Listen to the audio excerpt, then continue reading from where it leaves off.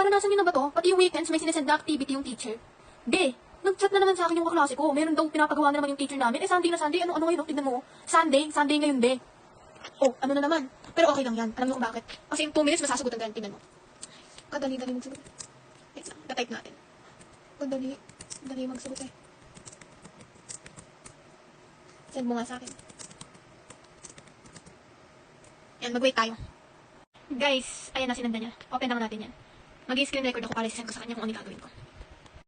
Ayan, ngayon naka-screen record na siya. Copy paste lang natin tong isang question lang muna. Ngayon, copy. Tapos, punta tayo sa new tab. Tapos, search natin yung website na to.